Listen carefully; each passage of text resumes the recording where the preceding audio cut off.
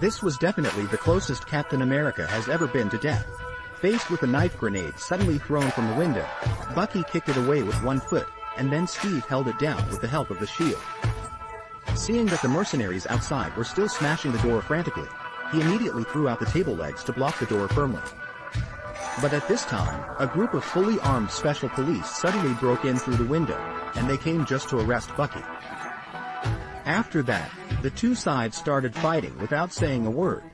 Although the other side has a large number of people, they are no match for the Dongri warriors who have the Keelin arm and the serum. So Bucky quickly took care of the soldiers in the house, then punched the anus and killed the mercenaries outside by surprise. However, facing more and more enemy soldiers, Bucky broke the railing and jumped down. Then, with Steve's full cooperation, he jumped to the opposite building. But at this time, a black shadow suddenly threw him to the ground, and the attacker was Black Panther T'Challa. In order to avenge his father, Black Panther attacks Bucky desperately, and every move is fatal, so Bucky, who doesn't know what's going on, has no choice but to go ahead. However, with the power of Black Panther and the blessing of Shah, he was no match for T'Challa. He had no choice but to climb up Black Panther and then take his backpack and jump down from the top of the building.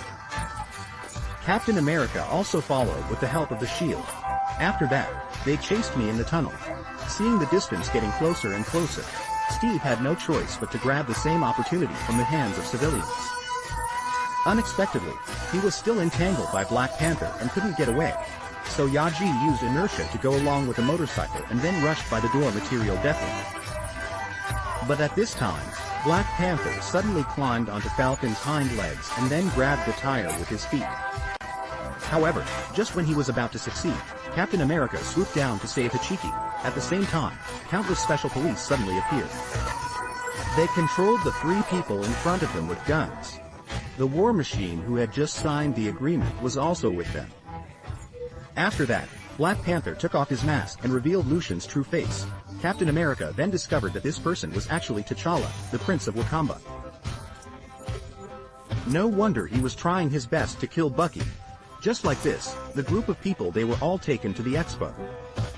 Not only were their equipment and weapons confiscated, but Bucky was also imprisoned like a prisoner. After returning, Tony still persuaded Captain America to sign the agreement and promised that he would do his best to help Bucky get a reduced sentence.